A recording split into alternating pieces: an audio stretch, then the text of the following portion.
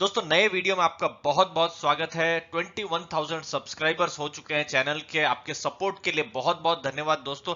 आज हम state bank of India के शेयर के बारे में एनालिसिस करने वाले हैं और यहां पर एनालिसिस का बेस हम गोल्डमैन की नई रिपोर्ट को हम लेंगे दोस्तों। गोल्डमैन का हेडक्वार्टर है न्यूयॉर्क में और बहुत ही उनकी जो रिसर्च जो है उसको बहुत ही माना जाता है, रिस्पेक्ट किया जाता है दोस्तों। तो स्टेट बैंक ऑफ इंडिया पर उनका क्या कहना है, आप अगर इन्वेस्टर है तो जरूर कुछ ना कुछ सीख के जाएंगे दोस्तों। ये वैल्यू आपको मिलेगी इस वीडियो में दोस्तों। तो बुल केस यानी बेस्ट केस सिनेरियो क्या है, बियर केस क्या है और क्या शेयर के टारगेट्स है वो हम आपको बताएंगे। दूसरे भी जो ब्रोकरेज हाउसेस हैं उन्होंने क्या रिसर्च की है और क्या पिछले कुछ दिनों में क्या नए टारगेट दिए हैं स्टेट बैंक ऑफ इंडिया के, वो हम आपको बताएंगे। लेकिन दोस्तों ये सब फंडामेंटल टारगेट है, हम टेक्निकल की बात यहां पर नहीं कर रहे हैं दोस्तों। अगली बात बिजनेस अपडेट्स बताएंगे जो कि एज एन इन्वेस्टर आपको जानने चाहिए। और अगर आपको स्टेट बैंक ऑफ इंडिया में इंटरेस्ट है तो भी आपको बहुत सारी इंपॉर्टेंट इंफॉर्मेशन मिलेगी दोस्तों। तो यहां पर इंपॉर्टेंट चीज है, गोल्डमैन की एक कन्विक्शन लिस्ट होती है। कन्विक्शन लिस्ट का मतलब है ऐसे स्टॉक की लिस्ट जहां पर गोल्डमैन को लगता है कि स्टॉक का प्राइस ऊपर जाएगा, अभी अंडर वैल्यूड है, मार्केट वो वैल्यू नहीं देख पा रहा है। और अभी दोस्तों अगर देखा जाए तो जो सेंसेक्स है वो 50,000 के करीब तक पहुंच गया है। बहुत सारे स्टॉक बहुत ही हाई वैल्यूएशन में है। जो हमारे पुराने जो सब्सक्राइबर है वो जानते होंगे, हम वैल्यूएशन पर बहुत ज्यादा फोकस करते हैं, तो बहुत ज्यादा हाई वैल्यूएशन में है। लेकिन अभी ऐसे हाई मार्केट में भी कोई स्टॉक का कन्विक्शन लिस्ट में आना, इसका मतलब है कि कहीं ना कहीं अंडर वैल्यू है स्टेट बैंक ऑफ इंडिया का स्टॉक, जो हम आगे और बताएंगे।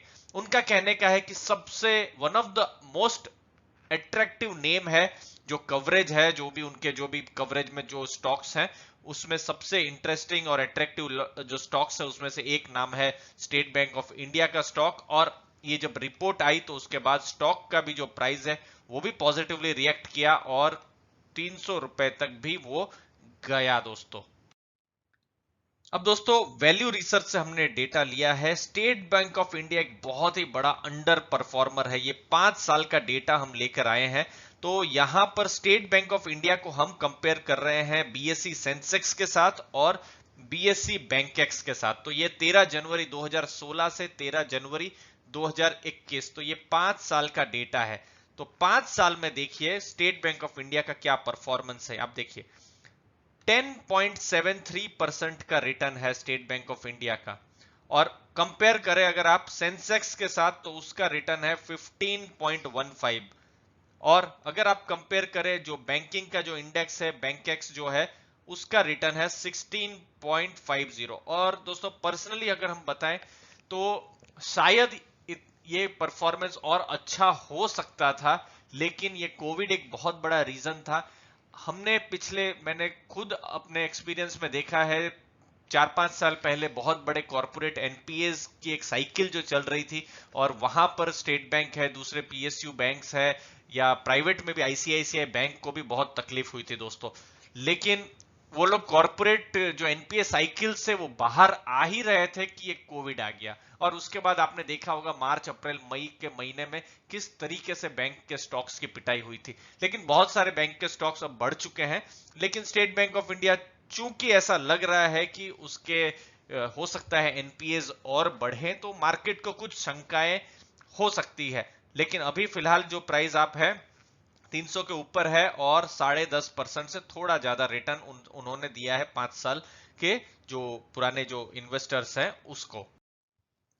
अब गोल्डमैन क्यों ऐसा मानती है कि state bank of India under valued है, क्योंकि वो कहते हैं कि इन्वेस्टर्स जो है अभी भी ऐसा मानते हैं कि 60% FY21 जो होगी, ये जो फाइनेंशियल ईयर की जो एस्टिमेटेड बुक वैल्यू है 60% हिट होगी। 300 के प्राइस में भी ऐसा इन्वेस्टर को लगता है, लेकिन शायद इतनी खराब सिचुएशन नहीं रहेगी क्योंकि बैंक की जो बैलेंस शीट है वो मजबूत है और दूसरे भी बहुत सारे ड्राइवर्स है। ड्राइवर्स में आगे और मैं डिस्कस करूंगा। जस्ट आपको मैं बता दूं, जैसे योनो ऐप है, उनकी जो दूसरी जो सब्सिडियरीज है वो है, फिर स्टेट बैंक ऑफ इंडिया का रिटेल बिजनेस है। तो वो सब जो ड्राइवर्स हैं जो स्टेट बैंक ऑफ इंडिया को मजबूत बनाते हैं, जिनको मार्केट ने अभी तक देखा नहीं है। रिस्क रिवार्ड कंपेलिंग है और उन्होंने जो टारगेट दिया है वो है 383 रुपीस का। 383 रुपीस का स्टेट बैंक ऑफ इंडिया का टारगेट दिया है गोल्डमैन ने। तो आप कहेंगे कि ये 90% की क्या बात हुई?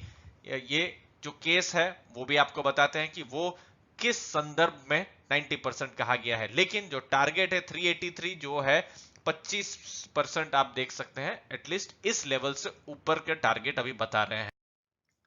यहां पर ये तीसरे पॉइंट में सबसे पहले फोकस करते हैं दोस्तों, ये वाला बुल केस 560 रुपए, जो कि अभी का जो स्टॉक प्राइस है 300 रुपए के आसपास का, उससे लगभग 90% का टारगेट। मतलब ये जो टारगेट हुआ ये बेस्ट पॉसिबल टारगेट हुआ। और वर्स्ट टारगेट क्या है? मतलब बियर केस ये है 277, यानी अभी का जो टारगेट, अभी का जो स्टॉक प्राइस है 300-305 के आसपास, तो 5-6% कम का टारगेट हुआ। तो ये दोनों जो टारगेट हुए ये दोनों एक एक्सट्रीम रहे हैं। ये दोनों एक्सट्रीम, एक 277 वाला टारगेट यहां पर और 560 का टारगेट यहां पर। तो हमको एक्सट्रीम के दो टारगेट मिले और जो टारगेट उन्होंने दिया हुआ है बिजनेस के हिसाब से वो है 383। सब कुछ अच्छा चला स्टेट बैंक ऑफ इंडिया का तो बुल केस भी पकड़ सकता है, लेकिन हमको रिस्क भी देखनी है तो 277 भी पकड़ सकते हैं, और रियलिटी में अगर रहे तो 383 की भी बात है दोस्तों। तो मेन है ऑब्जेक्टिव कि कैसा अंडर वैल्यूड है वो उन्होंने, जो गोल्डमैन की टीम है उन्होंने बताने की कोशिश की है। उन्होंने और भी कहा है कि रिटेल और डिजिटल में बहुत ज्यादा फोकस है अभी स्टेट बैंक ऑफ इंडिया का। अर्निंग में रिकवरी अब शुरू हो गई है और अब हम भारत में भी देख रहे हैं लॉकडाउन के बाद बिजनेस भी शुरू हो गया है और योनो ऐप की अच्छी खासी एक वैल्यू है जो कि देख पा रहे हैं जो जो एनालिस्ट है वो आज की तारीख में दोस्तों। अब गोल्डमैन के टारगेट को थोड़ा और आगे ले जाते हैं। 215 रुपए का सिर्फ एसबीआई का ही टारगेट है और सब्सिडियरीज अगर मिला लें, सब्सिडियरीज का मतलब है जैसे कि SBI life insurance, SBI cards, उन सबका पेरेंट एसबीआई ही है, तो उसका भी तो हिस्सा वो, जो भी उनका एज ए पेरेंट जो भी उनको भी तो थोड़ा जो वैल्यूएशन है वो मिलना चाहिए, तो उसके हिसाब से 383 का। लेकिन स्टैंडअलोन अगर एसबीआई का देखें तो 215 का टारगेट है दोस्तों। तो इसमें कंफ्यूज होने का नहीं है, आपको 383 ही पकड़ना है अगर आप टारगेट की बात करें तो। फिर है Macquarie.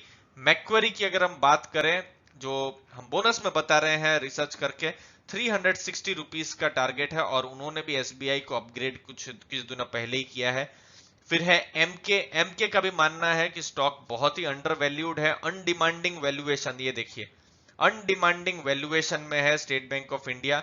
Stable liability profile. Liability का मतलब होता है दोस्तों जो बैंक के लिए लाइबिलिटी, मतलब जो उनका जो करंट अकाउंट है या सेविंग अकाउंट है या एफडीज है, तो वो जो है बहुत ही स्ट्रांग है। देखिए दोस्तों 2.5-3% का भी सेविंग अकाउंट में लोग यहाँ पर आज इन्वेस्ट कर रहे हैं। तो स्टेट बैंक ऑफ इंडिया पर वो भरोसा है और वो लाइबिलिटी फ्रेंचाइज बढ़ ही रही है।